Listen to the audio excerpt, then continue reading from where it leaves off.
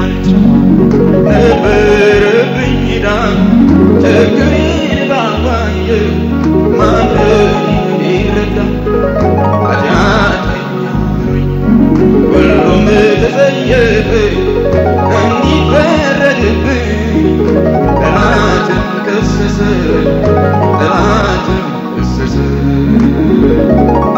ማንም የሚያድን ከእንግዲህ ብዬ ብቻዬን ሳለቅስ አገኘኝ ጌታዬ ዕዳዬን ተወልድ እንባዬን አበሰው የሕይወቴን ቁስል በቁስሉ ፈወሰው በቁስሉ ፈወሰው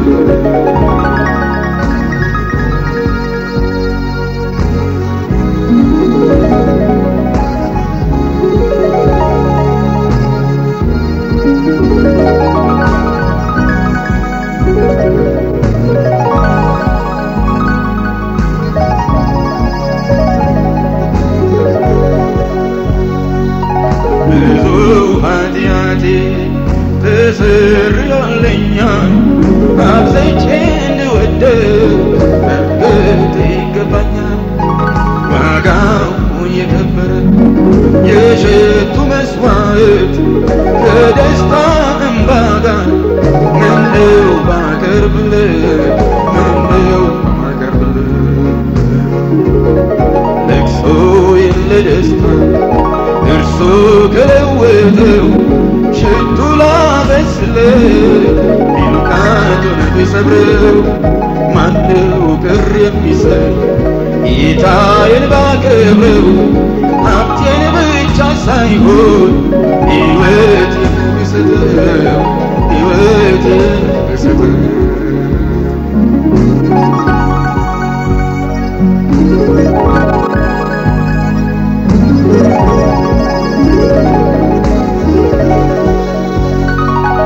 ማንም በበረከቴ ያላዘነልኝ በምድር ላይ ፍጹም ተስፋ የሌለኝ ሞቴን ወደ ሕይወት መልስከው ኢየሱስ ስለ ፍቅር ብዛት ስምህን ልቀድስ ስምህን ልቀድስ ማን እንዳንተ ጌታ ልብን ሊመረምር ማን ጠልቆ ሊረዳ የሰዎችን ችግር እውቀትህ የላቀ መሐሪዬ ነህ ምስጋናና ክብር ይሁን ለስምህ ይሁን ለስምህ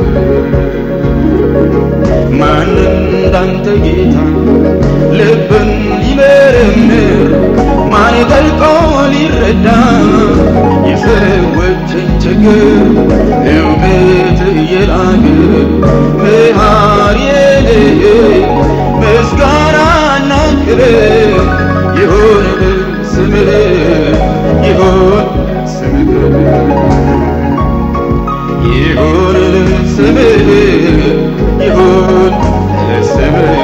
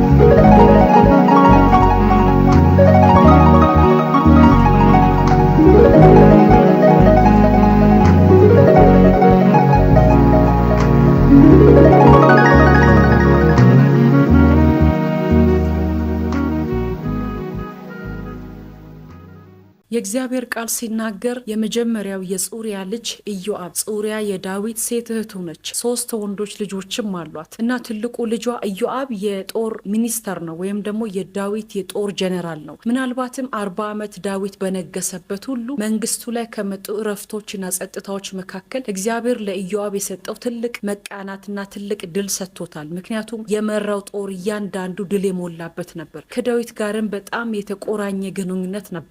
እሱ ታዲያ የሴት ልጅ የጽሩያ ልጅ ነበረ።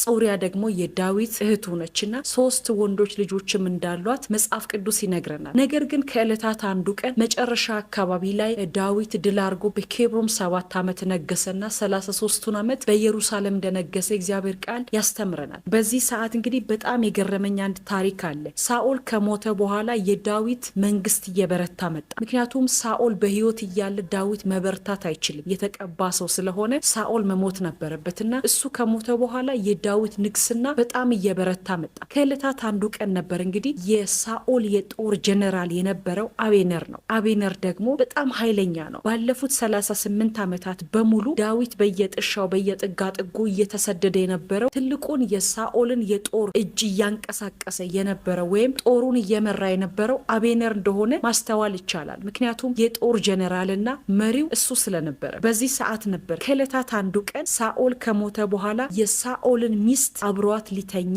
ወደደና ገብቶ አብሯት ሲተኛ የሳኦል ልጅ ደግሞ ለምን ይህን ታደርጋለህ? ከአባቴ ሚስት ጋር እንዴት ትተኛለህ? ብሎ ይጠይቀዋል። በዚህ ሰዓት አቤነር በጣም ተቆጣና የፈለግኩትን ማድረግ እችላለሁ፣ ደግሞ እኔ የአባትን መንግስት አቆይቼ ዳዊት የተቀባ ሰው እንደሆነ እያወቅኩ እኮ ነው ከአባት ጋር ወግኜ የቀረሁት፣ ከሚስቱ ጋር ቢተኛ ሳልና በኃይል ቃል ተናገረ። ነገር ግን የሳኦል ልጅ ይፈራው ነበርና አቤነርን ደግሞ ልናገረው አልቻለም። መጨረሻ ላይም ተነስቶ 20 ሰዎች የሚጠጉትን ይዟቸው ወደ ኢየሩሳሌም መጣ። ወደ ማን? ወደ ዳዊት። እሱ እንደተቀባ ያውቅ ነበር። ቢያሳድድም የተቀባ ትልቅ የእግዚአብሔር ሰው እንደነበረ ያውቅ ነበርና ሰዎቹን ይዟቸው ወደ ዳዊት መጣ። እጅ ነሳ፣ ሰገደለት። ብዙ አይነት ትርኢቶችን ካሳየ በኋላ በሱ ላይ የእግዚአብሔር ቅባት በእውነትም እንዳለ ነገረውና አብሮት ከዚህ በኋላ እንደሚሰራ መላውን እስራኤልን ወደሱ ይዞት እንደሚገባ ቃል ገባለት። በዚህ ሰዓት ነበር ዳዊት ለቀድሞ አሳዳጁ ከሳኦል ጋር አብሮት ሆኖ ለዘመናት ህይወቱን ሊያመሰቃቀለው ለዚያ ለአቤነር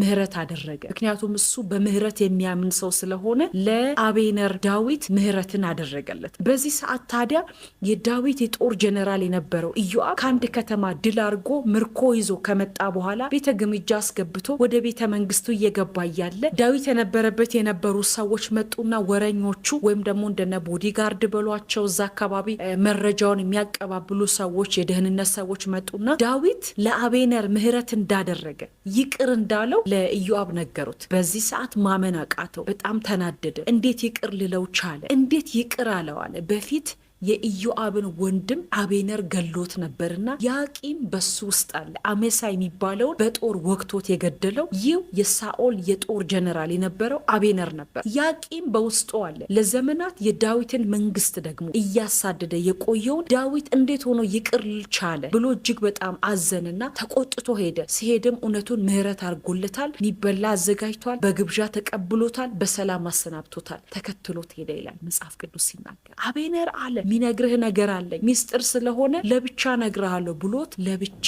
ወስዶት የወንድሙን ቂም በቀል በልቡ የነበረው አቤነርን ሳያስተውል ሳያውቅ በጩቤ ወግቶ ገደለውና ለወንድሙ ተበቀለለት። አያችሁ፣ መጨረሻ ላይ ግን አብሮ ተጋድለው አብሮ ዋጋ ከፍሎ ከዳዊት ጋር መክበሪያ ጊዜያቸውን አብሮ ማጣጣም አልቻሉ። ለዚህ ነው መጽሐፍ ቅዱስ ሲናገር እግዚአብሔር ቃል ሲናገር እንዳንበቀል በቀል ለእግዚአብሔር እንድንተው ቃሉም ያስተምራል። ምቹ ጊዜ ልናገኝ እንችላለን። ተርበን ነበር፣ ልንጠግብ እንችላለን። ያጣነውን በብዙ እጥፍ ልናገኝ እንችላለን። ስልጣን በሉት፣ ሀብት በሉት፣ ገንዘብ በሉት፣ የሰው ኃይል፣ ሰዎችን እንደፈለግን ማንቀሳቀስ የምንችልባቸው እጅግ ለህይወት ወርቃማ የሆኑ አጋጣሚ ወደኛ ብዙ ድሎች ጎርፎ በመጡ ጊዜ ግን ይህንንና ያንን እጃችን አድርጋዋለች አጋጣሚውን አግኝተናል ብለን እንዳንበቀል ወገኖቼ የእግዚአብሔር መንፈስ በዚህ ሰዓት ያሳስበናል። በየትኛውም ሰዓት ውስጥ ሆናችሁ ከእግዚአብሔር ይልቅ እኛ ልናይ አንችልም። ከእግዚአብሔር ይልቅ ልናውቅ አንችልም። ከእግዚአብሔር ይልቅ ልንበቀል አንችልም። ስለዚህ ተጎድተን ሊሆን ይችላል፣ ብዙ ነገር አተን ሊሆን ይችላል። ነገር ግን እኛ ሳንሆን ለእግዚአብሔር በቀል